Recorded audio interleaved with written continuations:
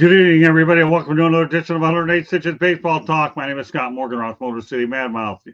Want to know what we're talking about? The title says it all. Records in MLB since August 11th. We have some hot teams out there. So with that said, introduce the crew to my right, Candy Ebling. Welcome back, Can. Thank you. It's great to be on here. Normally, I'm not on 108 Stitches Baseball Talk, but hey, baseball's a good game too. There you go. Joshua Dor likes, can you run the intro song one more time? Sure, of course, at the end of the show, Joshua. We always do it at least twice, but your request will be granted. And George Eichhorn. Hey, good to be here, guys. I had a few technical snafus, but thanks for waiting and great to be on the show. Our pleasure. Trent Clark. There you go. Trent M. Clark. The M stands for the man. At least tonight. Stands for Brian, I heard. I don't know. There you go. We have a couple of Brians on here we didn't know about. So of course, you have B's in the middle. What do you expect? But with that said, we're going to talk about best records in baseball since August 11th. We're going to talk about the AL Player of the Week. We're going to Milwaukee, talk a couple players, Jackson Chourio, as well as Bryce Terang. And we'll talk about the San Diego Padres being a factor, the team to watch out for. With that said, let's get right to it.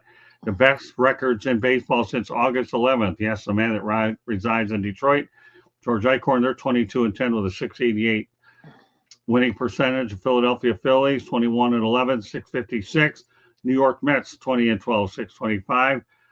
LA Dodgers, 20-12 at 625. Then you have the Houston Astros, 20-13, 606. And the Atlanta Braves, 20-13 with a 606 number. So with that said, we'll go ahead and lead it off with Trent. Which one of these teams are you the most impressed with? Well, I love the idea that the Tigers are making a fight, making a go of it, turning it around. This is a positive direction for the state of Michigan being here. There hasn't been a lot to cheer about in Detroit baseball for a hot minute, so this is nice, man. I think there's some Detroit Lions effect going on in town, and it's starting to bleed over into some baseball. So I think it'd be great to see the Tigers on the upswing. And I mean, August 11th, man. I mean, you're talking about the last 6 weeks. I mean, that's a sustainable time to be playing good baseball, and I think it's a huge confidence boost for what's possible. If you can keep the core of this team going into next season, they know what it feels like to win and get that feeling of playing good baseball 6 weeks. You know, my time with the Angels, we were winning series. We went into every series, win the series. That's right. The whole thing. Like, right? If you win 2 out of 3, you're playing 67% baseball. Like, come on, man. Like, you're doing fine. And you know you're not going to win all the series, but that's the goal. Everyone knew that in a short term as we went through it, win the series. And I think as the Tigers have seen this, they have the capability to do that, and they need to start doing it, playing it day by day. And it sounds like they're playing good baseball. George? Yeah, I echo a lot of what you said, Trent. I mean, AJ Hinch and Chris Fetter are doing a terrific job. I mean, they really are. They're taking these pitchers who were just no names, or maybe they were, laying low in the minors at Toledo or wherever they were at, Erie. It's just been a remarkable story. And you're right. I mean, it's a town that loves baseball. It's a town that also is very, very cautious when they have a team that's not too good. We're not a town like, St. Louis can draw so many. But that being said, I tell you what, Scott, those other teams too. I mean, Houston, some people gave up the Astros for dead. I mean, everybody was waiting for LA to turn it around. Philadelphia, of course, they had a little bit of a lull there during the summer, but they've come on strong. And I really think that, when you can say your team, which has been below 500 most of the year, is among those teams mentioned, then that is a sign of progress. I agree.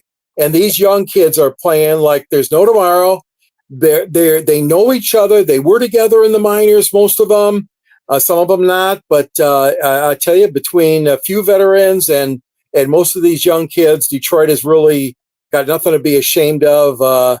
They got tough games ahead, though, starting, including tonight in Kansas City in this series. But yeah, I would say that was the hottest and the most unusual team to get hot over here in Detroit, the Tigers.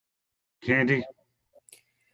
I don't think there is anybody that would argue that the time you want to be hot is now, not back in March or April or May when you started the season. The time to be hot is now, because the hot hand keeps you going and it propels you into, hopefully, if you can get into the postseason, it propels you and it keeps you on that momentum swing, which could be big. I mean, there's been how many wild card teams that have made it, all the way to the World Series. So for, a team like the Tigers, they're just slightly out of the wild card right now, but knocking on the door.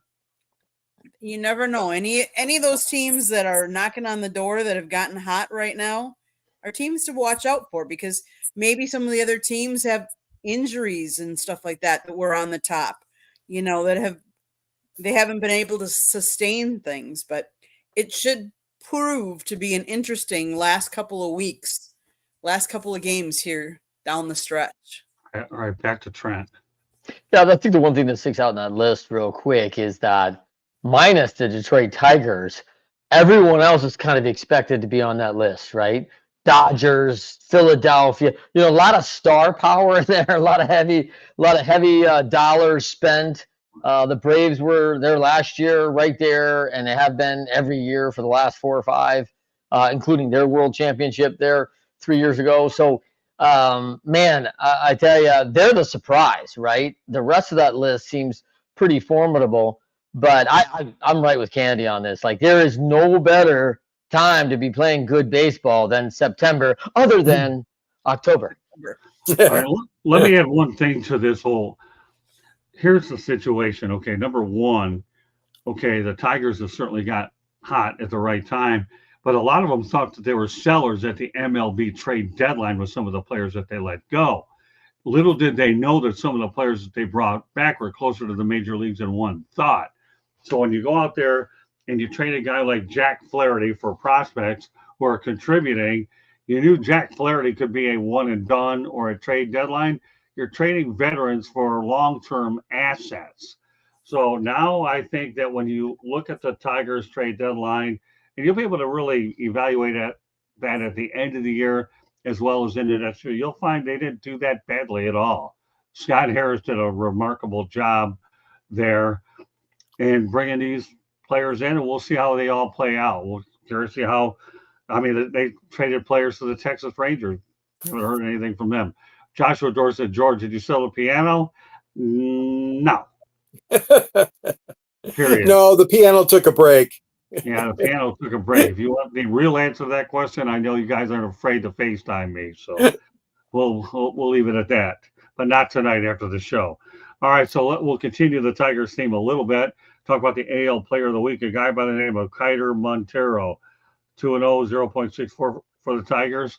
Nobody probably heard about his name before the year, but they tell you one thing, they've heard about him now. All right, Trent, we'll let you lead it off again. Yeah, that's exactly my question. Who is Kiter Montero, right? First of all, love the name. I think it's awesome. Now, I would say this, if this is a young man coming up to the minors, this is not uncommon in the major leagues. There are many players who come through the systems relatively quickly, and no matter how much people hear about him in Baseball Weekly and the minor league reports, everybody thinks that's great. He could be, a Cal League All-Star, an International League All-Star, all those things. This guy could be the best minor league player in the country, but until you get there, no one really knows who you are. And the advantage of that as a pitcher is most pitchers come in very well and do very well through their first 4 to 6 starts, as very few people have seen them. There's very little video on them, and so players haven't had a time to adjust. When you got to start going through teams a second time, life gets real in the big leagues. So, listen, tip the cap to Kiter Montero, fabulous. Enjoy this, Player of the Week. 0.64 ERA, that's no joke. He gave up a run in 2 games. Incredible. That's fabulous job, and kudos to the Tigers, seeing a kid who can get something done. In the end of the day, Kiter will really impress me if he's player of the week at the end of May of next year, and he's showing like, hey, I can come in this league and keep rolling through these players. That will be double impressive for me. Well, keep in mind though, Trent, I believe he got off to a 1-5 start. He didn't get off to a very good start. He was learning his way up here. And the Tigers were going to a couple bullpen days because they didn't have enough starting pitching. So when you don't have enough starting pitching and you're going to bullpen days, then you get this guy out of nowhere. Yeah, I'll be more impressed to see where he's at May 25 by all means. But, right now, AJ Hinch is just trying to see who in the farm system can help me so I don't have to rely on the bullpen. And to see him come out of the way magnifies his player of the week even now, especially during a critical period. What else? Yeah, you're exactly right. You got to love a guy that eats those innings. Right. Well, I mean, nobody knows it better than you. I mean, you obviously are strength conditioning coach, and you need inning eaters. All right, off to George. Yeah, imagine this, guys and ladies. We have been waiting in Detroit. They have not had a complete game, and this was a complete game shutout, since Turnbull threw the no-hitter a few years ago. So, and this is a kid, like you guys are saying, from the minors, and good point you made, Scott, my friend. 1-5, he started out. And again, some of that stuff is just wrong place, wrong time, coming out of the bullpen. We get it, but he has really, really shown some good stuff the last few games. And I know everybody's thrilled here in Tiger Town that they have an American League Player of the Week. That doesn't happen too often here in Detroit, especially a pitcher. But he's getting an opportunity. And like you said, they need somebody that's going to eat some innings up. They have been strapped for injuries with their starters. Casey Mize and Matt Manning is languishing down in Toledo. And, there have been all kinds of issues. And, of course, they traded away Flaherty, like you said earlier, Scott. So Detroit has really done this in a strange way, go 20-10. But, I mean, yeah, I'm high on him. I mean, not too many people had him very far in the depth chart this season. But you're right. Good point, Trent. If he can do this and win this award next May, that'll be a good sign for Detroit. Candy? He's a Venezuela professional baseball player. He was born in 2000. He made his major league debut in 2024. Montero signed with the Detroit Tigers and as an international free agent on August 25th of 2016. He made his professional debut in 2017 with the Dominican Summer League Tigers. He posted a 4.02 ERA across 14 games. He returned the next year to the same team.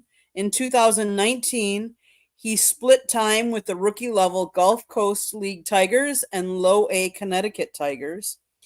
In 2020, of course, due to the pandemic, he didn't play like a lot of all the minor leaguers didn't, basically. 2021, he made it to High A West Michigan Whitecaps. And then he started 2023 with West Michigan before he was promoted to the Double-A Erie Seawolves and Triple-A Toledo Mudhens. On November 14th of 2023, the Tigers added him to the 40-man roster to protect him from the Rule 5 draft. He was optioned to Triple-A Toledo to begin the 2024 season. On May 29th, he was promoted to the major leagues to make his major league debut against the Pittsburgh Pirates in the second game of their doubleheader. He was called up again, and then he was sent down. Then he was called up again June 26th, but was sent down the next day. Then he was called up again on July 3rd to start the game after starting pitcher Casey Mize had to be placed on the injured list.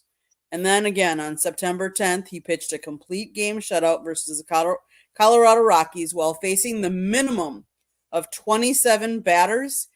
He only allowed 3 hits, and all of them were forced out on double plays. Wow, I didn't know that. That's a great stat. Candy, I wonder if we could pull another stat. Because of what you said, George. Who is the last Detroit Tiger that was an American League Player of the Week as a pitcher. Because I'm wondering if we're going back to our Verlander days. No, I believe, Trent, I did look it up earlier, and they did give it to Spencer Turnbull when he had his no-hitter. Okay. So that's a couple seasons ago. Yeah. Good question, though. Yeah. Awesome. Good. Great all the way around by everybody else. With that said, thinking of Candy doing the research, she can do a station break too. Go ahead, Candy. I can, huh? Okay. South Florida Tribune Publishing Company published a book last December called Lessons from the Microphone, Tuning into the Enduring Wisdom of Visionary Leaders. It was written by your host, Scott, the Motor City Madmouth Morganroth, and the foreword was written by none other than George Eichhorn. It is available on Amazon, Google, Kindle, Barnes & Noble, Apple Books. Get your copy today. There's also a link on our website, www.southfloridatribune.com, where there's also a link to our store where you can get all kinds of merchandise. And you can read what Scott writes, what George writes. We got to get Trent to write something. And then, besides his book that he wrote, but he'll tell you about that later. And then there is my photography on there, as well as our broadcast. If you like to listen to podcasts, you can find us wherever you get your podcast. Monday night, we talk hockey. Then we talk baseball. Tuesday nights, we talk football. Wednesday and Thursday nights, you never know what we're going to be talking about. At Tribune South is our Twitter handle or X handle. If you want to advertise or sponsor a show, call Scott, 954-304-4941. Back to you, Scott. Thanks, Candy. Well done. All right. Well, onwards to a team Candy Ebling is all too familiar with, okay? And that's the Milwaukee Brewers. Jackson Chourio becomes the youngest player in MLB history to record a 2020 season. Candy and I saw Bryce Terang make back-to-back spectacular grabs in July versus the Miami Marlins. The Milwaukee Brewers under Pat Murphy are in first place in the NL Central with an 86-63 record, 10 games ahead of the Chicago Cubs. Mind you, they're doing this without, we're talking about their best player. Oh, I'm drawing a blank. Christian Yelich, right? Yes. Yeah. With that, and their rookie manager, Pat Murphy. Candy, can lead off. Not only is he the youngest, he doesn't turn 21 till next March. Like, that's just crazy. And there he's a spark plug to that team. I'm quick pulling up. Brewers manager Pat Murphy said it's just an incredible story. He feels privileged to be a part of it. And to be honest with you, he's an amazing kid, which makes it beautiful to be around. And then you just see the way he stays after it. It goes a long way explaining how Chourio has played a starring role in the Brewers' surprising success. A team enters a tough 10-game stretch, obviously, but they were 10 games above the Cubs. Like, not many people gave us a chance, knowing that Craig Counsell left his managerial role to take more money with the Cubs. And believe me, everybody's due their pay and should get their pay. Brewers weren't willing to pay him as much as the Cubbies could. They have deeper pocketbooks. But to see what Pat Murphy has done with such a young team, a lot of rookies on this team, not a lot of veteran star players. Yes, Christian Yelich is, but he's also injured. He had back surgery, and so he hasn't been with us the last, I don't know, almost a month, I would say it's been about now. But we saw some, like Bryce Terang made some incredible catches on that game that we saw. And that the game that we also saw, I have to say, we saw Marlins, one of the guys, which one? What was his name? That hit for the cycle against him too. Yeah, I'm drawing a blank. I shouldn't draw a blank. I know, me too. Yeah, well, nice to draw a blank. This isn't supposed to be it, but I'm sure it'll come back to us. Candy will figure it out. But yeah, it was unique to go out there and see a cycle on a day where even they honored Ryan Braun for what he had done. So I know Candy will research that really quickly, and we will have that information. But it's neat to see a cycle, Ryan Braun, and watch some promising young players the Brewers, like anything else, are not a big market team, so they have to develop within. But while you're figuring that out, Candy, and look for that cycle, why don't we turn it over Xavier Edwards. to Xavier Edwards? Thank you. All right, we don't have to wait long. That was impressive. In fact, let me say one thing about the Xavier Edwards. I'm over at a Marlins game, and I'm talking to Skip Schumacher. Said, and I asked him a Xavier Edwards question. By the way, I was at that game, when he got the cycle, and Skip Schumacher's answer to me was, "Glad you're back." And that night he ended up getting on base 3 out of 4 times. All right, now we'll flip it over to Trent Clark. Yeah, I mean, listen, it's exciting for the Brewers, man. I mean, certainly you can understand Craig Counsell. Interesting enoughly, by the way, is Pat Murphy's no stranger to winning. I played against Craig Counsell when I was in college, when Craig was playing at the University of Notre Dame under no other than Pat Murphy, who was his college coach, and why he brought Pat Murphy back into the fold after a very successful Notre Dame, long career there. Then he transferred into, by the way, where he went for some bigger money at Arizona State University, where he had a ton of success, Pat. And so Pat Murphy's no stranger, certainly probably understands why Craig Counsell went for the big city lights of Chicago, the endorsement deals. There's a ton of stuff. And if you're a winner in Chicago, they got to lord over someone besides Joe Madden, who took him to the promised land, right? So Craig would have that chance. I think he's a possible right guy to do it. But hats off to Pat Murphy for bringing a young team. Now, I'm not surprised by that, by the success he had with so many college players he turned in to major league stars. And he's got a hot list of roster that played for Pat Murphy that are absolutely superstars along the way. So not shocking to me that Pat's having success with a young team. I did pull up something I thought was pretty important today with a young man who goes to.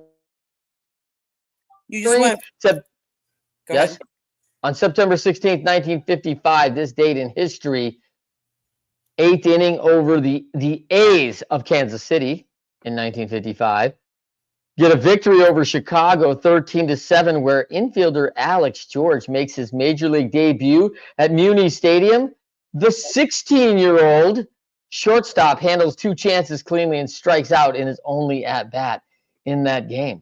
I thought, man, it's a youth movement, Scott. It's a youth movement, Motor City. It's a youth movement, George. It's called September Get Young or Get Out. Like, this is how we do it in September call-ups. Yeah. But, man, this kid, a lot better in the September call-up as a 20-year-old with 2020. I mean, this kid's had the whole season. He's played a great year. So, impressive to see the youth coming. Okay. Sounds good. All right, George. Well, I tell you what, Murphy's done a heck of a job. I mean, this is really something that I know has been a topic on many of your shows, especially with Candy being from Milwaukee.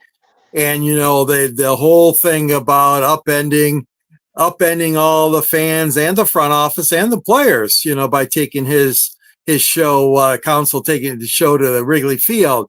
And, it's one of those ironic things which happens in sports and happens in baseball, where what's the saying go? Who's going to get the last laugh? Well, it's not a laugh. It's not a laugh. It's a sign of pride and joy.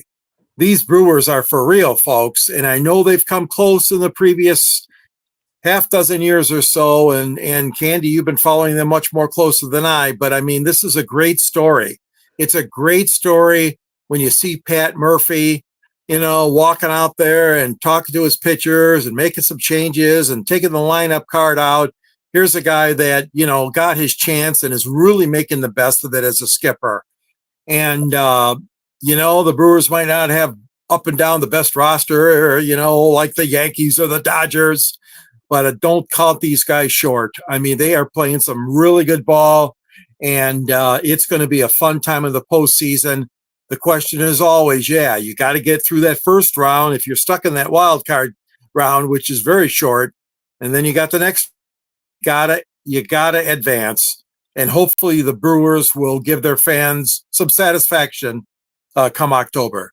All right, Candy, let's go to the chat room. Norway, Brian is plugging in. He has a couple things he wants to ask George. Yeah, George. Okay, your viewer's going to be allowed to join the show. Can't wait. Okay. Says where, when. Where? When? The YouTube channel. That's where you subscribe, if that's what you mean. Yeah, yeah. So normally, Brian, if you want to see a lot of George's appearance as well as everything, go to our YouTube channel, South Florida Tribune, and kindly subscribe. And you can even post your comments in there. So, as far as the Brewers are concerned, we all know they're a small market team. They make the best of the situation that they're in. So, this team here, they continue to be a developmental team. Let me tell you, let's go back to Christian Yelich. Back surgery, I've had it. It's not fun. It takes a long time to heal. Anybody ought to know about back surgery, Trent? It's you. Of all the surgeries you can get, that's one of the most painful and longest recoveries. Why don't you educate Trent people on the difficulties of having back surgery? Well, it's a scary proposition, right? I mean, you feel it in everything you do. Your back is absolutely your stable force, right? It's your anchor in your entire body. Handles your posture, handles everything.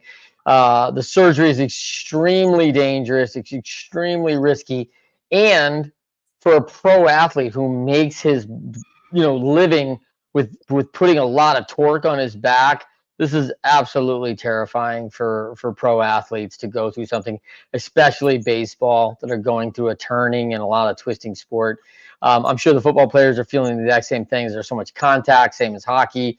Basketball, it's no different. You're worried about compression on the spine. So these back injuries for athletes typically is doom and gloom. It's very dangerous. It's very risky. And every surgery is risking your career, right? The moment you can't compete and can't play because you're injured, you are deemed useless to your organization. And they're probably going to do what they did with me, which is maybe you'd make a good coach. They're going to send you packing, right? And you're going to change uniforms, change your position, and change your role with the organization. And listen, Yelich has contributed a ton.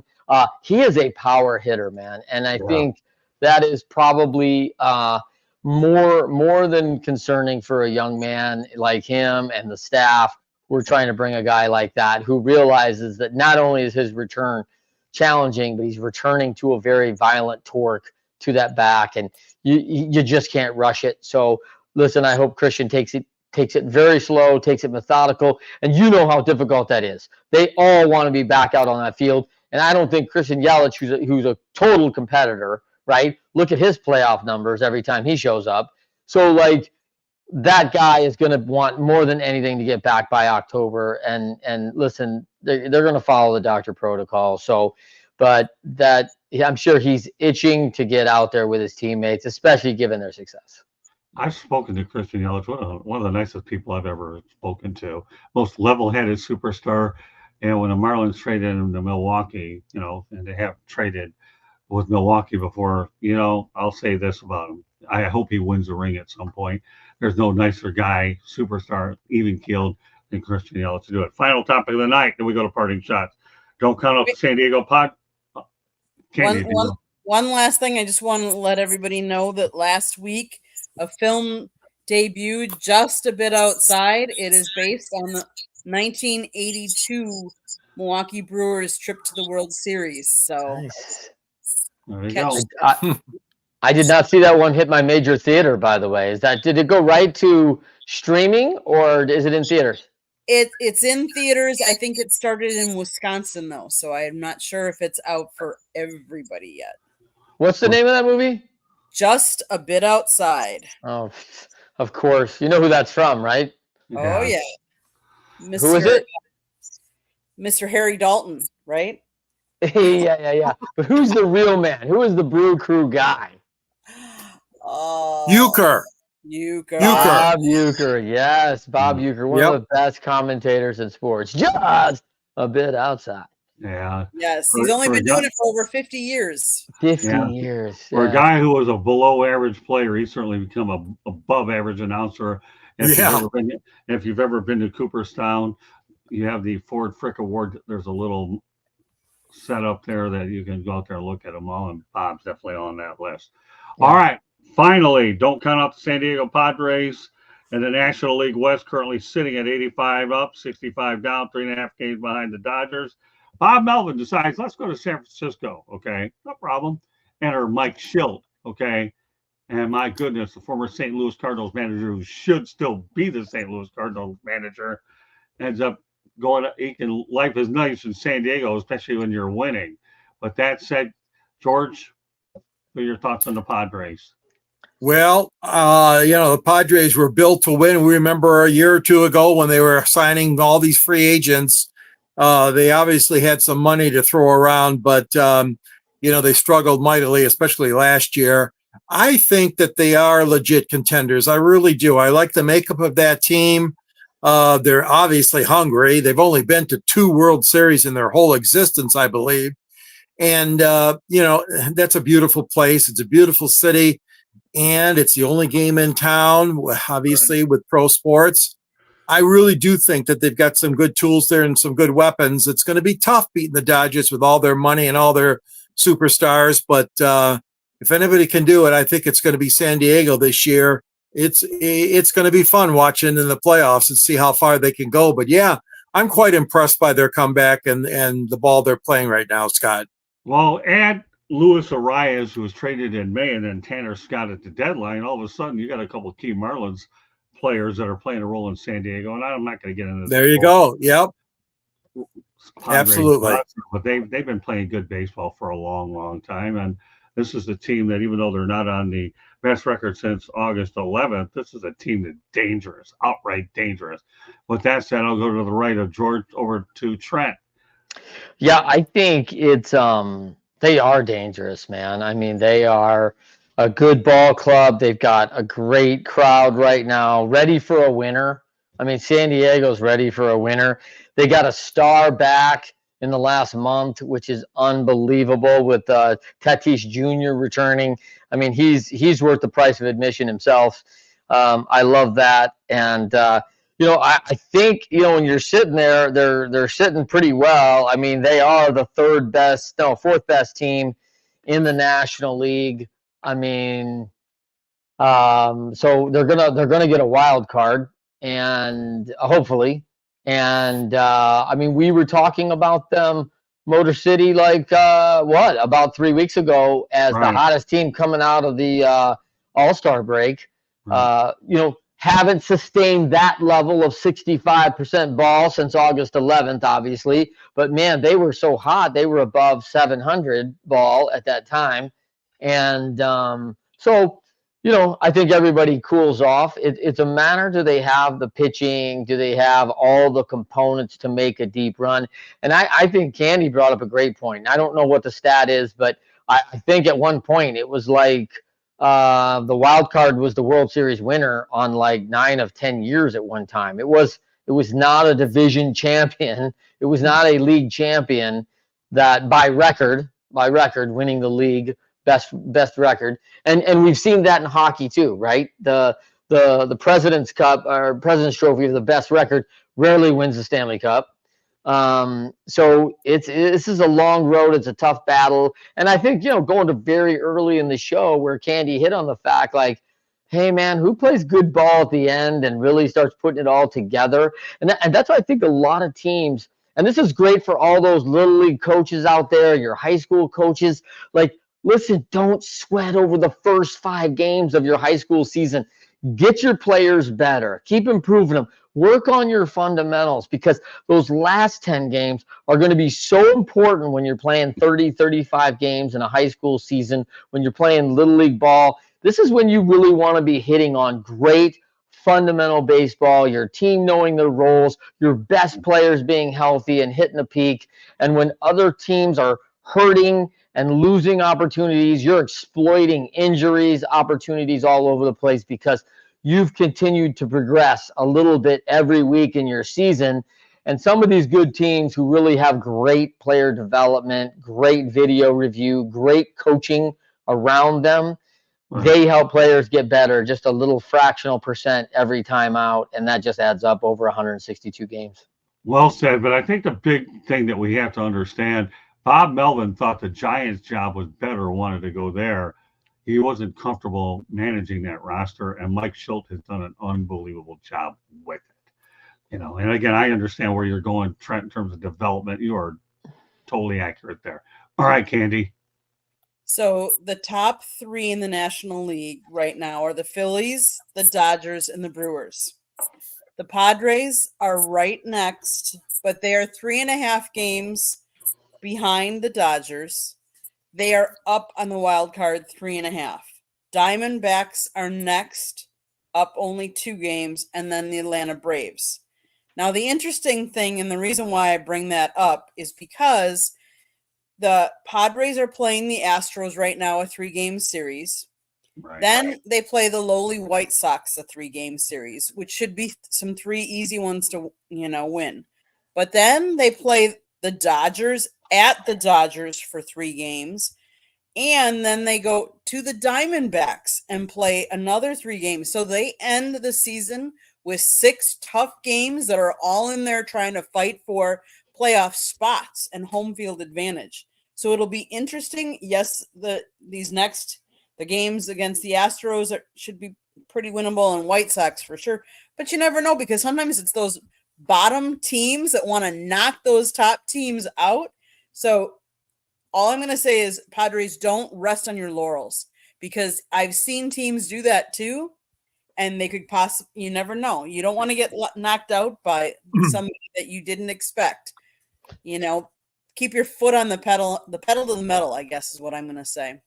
Yeah, and no one's talking about those miracle Mets either. They're sitting right there also. They were on your best record list, Motor City, and they seem to be like a little quiet. Someone may forget them, and all of a sudden they're just a couple games back of the wild card too, with about what? How many to go? I think we've got about 150. We got about 12 to go. I mean. Yeah. I think you don't count a team out with 12 to go that's within 3 games striking distance for sure.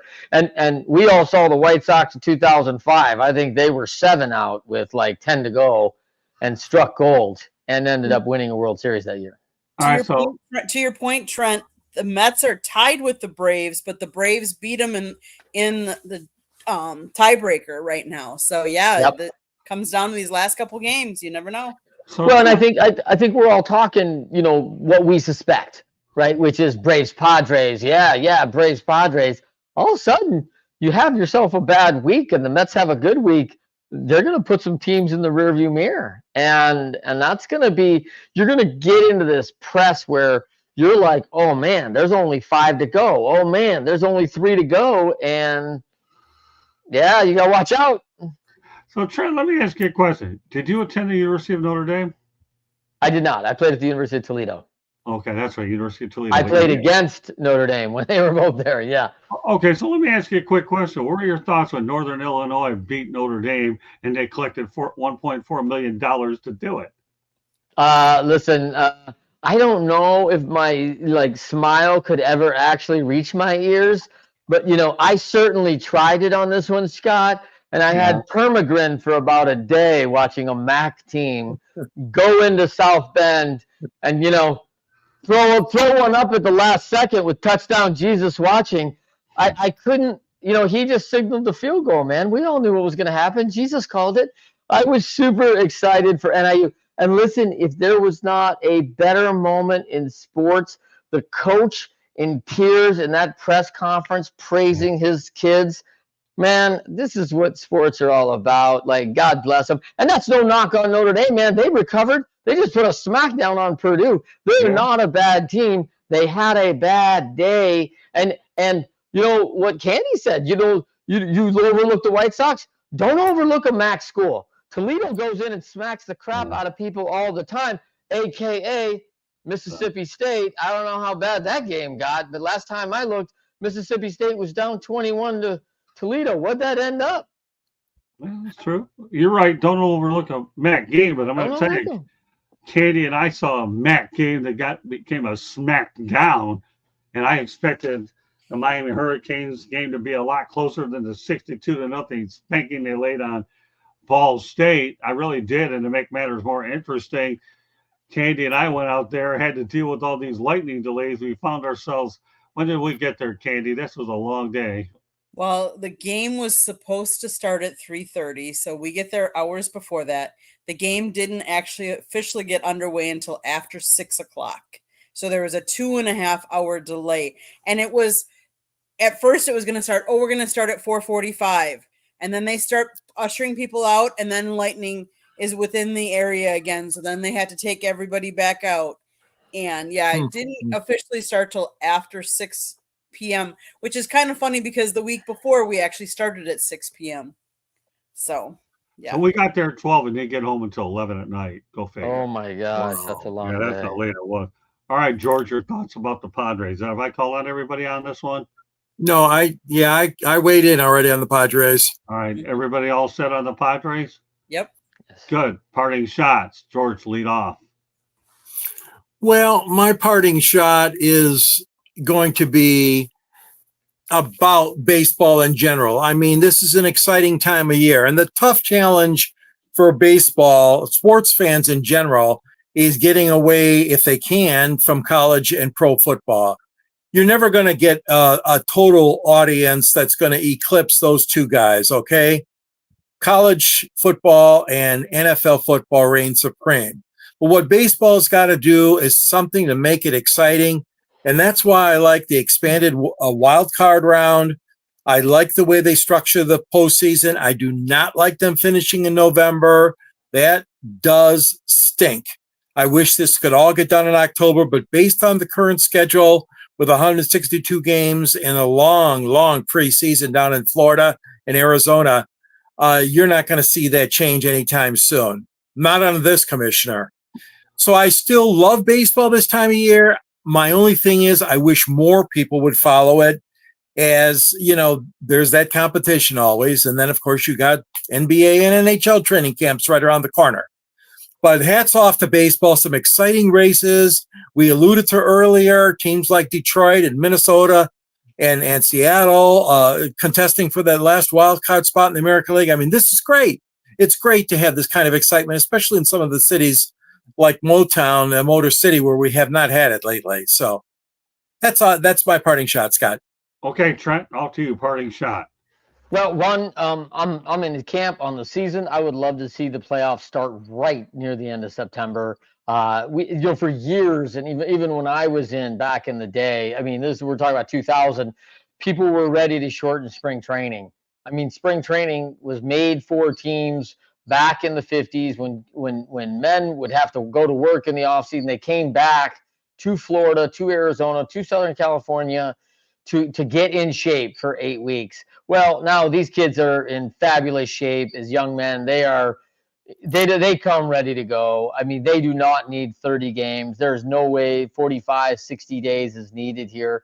So it would be fabulous if they could get those teams out on like March 25th and already get going so that you could start that postseason September 25th. I think that would be advantageous for weather-wise for the cold weather.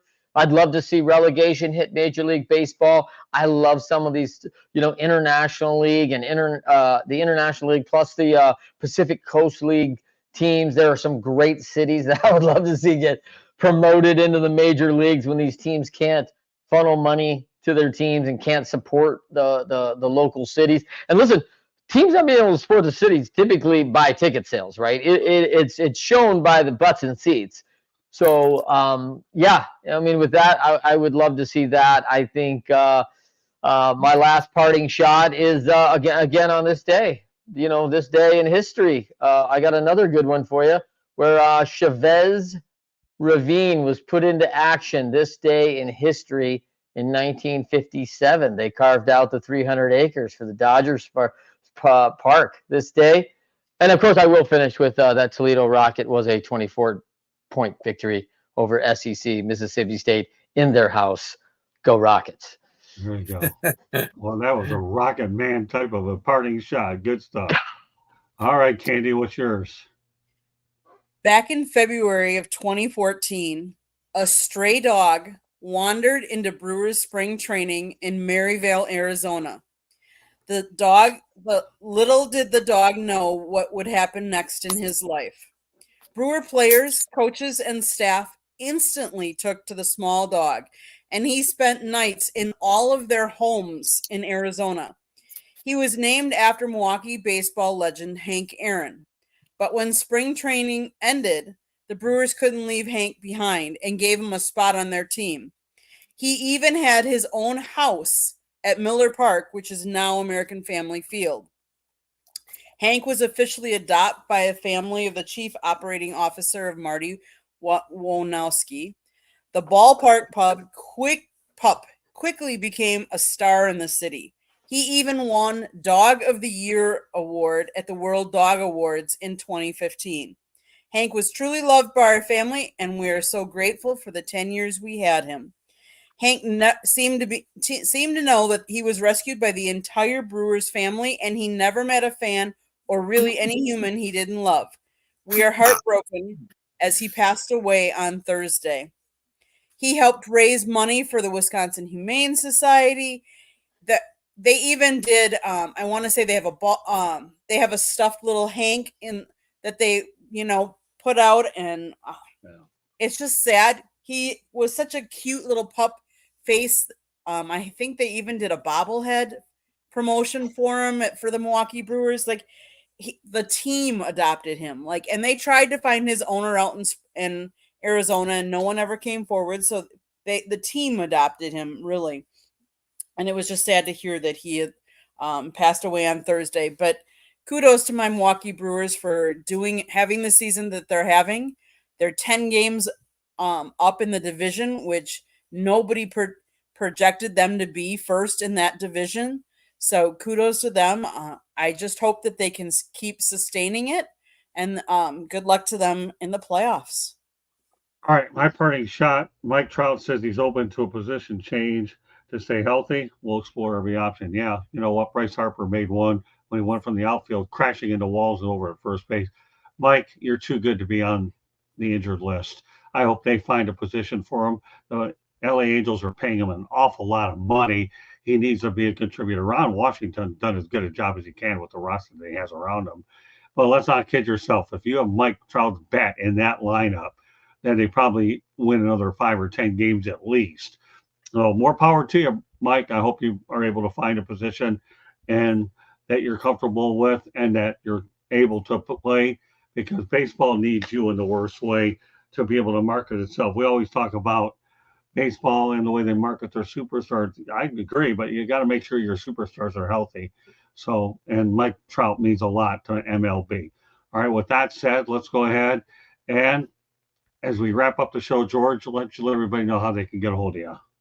Yeah. You can follow me on the South Florida Tribune website under the Motor City Tribune.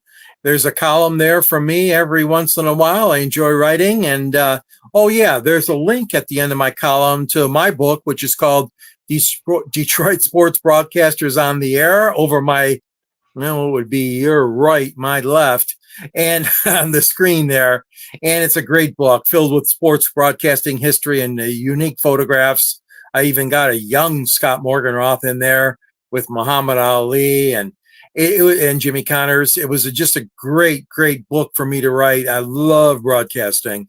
And also, you can reach me at gicorn@yahoo.com, on Twitter at SanGSports99.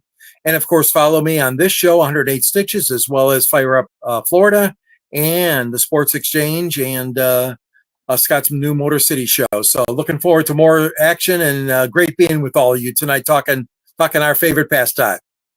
Okay, we're going to turn over to Trent. You know what to talk about, leading winning team. Trent. Out there. Yeah, thank you. You can reach me at Trent@leadershipidiot.com. Anyone's welcome to reach out to me at any time. Now, my new book, Leading Winning Teams, published by Wiley Publishing. And super excited about that book. You can find that at bit.ly/TrentLWT. You can find that at my author page, all the information. I am the host of the Winners Find a Way podcast, which has top 2% download, over 100,000 downloads since the book launched on August 20th.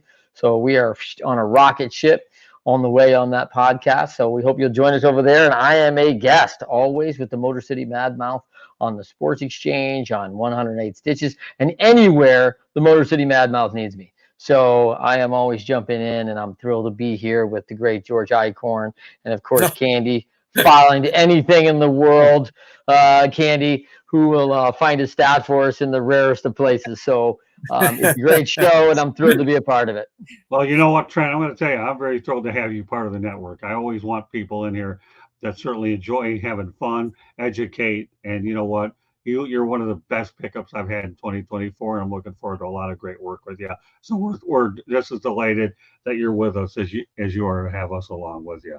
But that said, though, Trent, what can I say? I'm looking for thoroughbreds on this show, and I got them, and on every show. You guys are great. So Thank you. now, all right, we'll turn over to Candy. Back in November, Scott published a book too, Lessons from the Microphone, Tuning into the Enduring Wisdom of Visionary Leaders. He wrote it.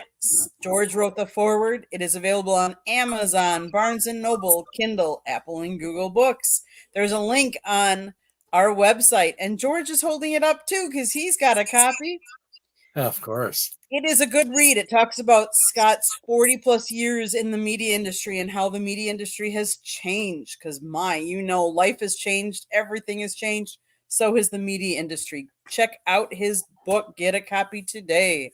You can go to our website, www.southfloridatribune.com. You can find a link to his book from there, but you can also get any of our South Florida Tribune merchandise that's available. Or if you want the Motor City Mad Mouth logos, we have some of that merchandise on there too. But George writes, Scott writes, I take pictures. It's all on our website. Go check it out. There's all kinds of good stuff. We get a lot of the South Florida colleges send us material. We have, if you're into NFL, we have the Lions, the Dolphins, and the Jaguars all send us their transcripts of all their quotes from all their press conferences. So you can always get those there as well. If you want to advertise with us or sponsor a show, call Scott 954-304-4941. If you listen to podcasts, we're on all the different platforms, wherever you get your podcasts. If you see the red subscribe button in the lower right-hand corner, that means you have not subscribed to us. Please do so. Monday nights, we talk hockey, and then we talk baseball. Tuesday nights, we talk football. Wednesday and Thursday nights, you just never know what we're going to be talking about.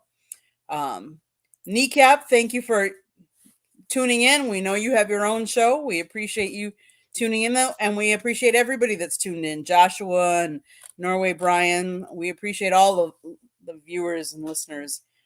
We also ask that you would go out and support the people that we have on our network as well, because they're giving their time up to us. We want you guys to reciprocate.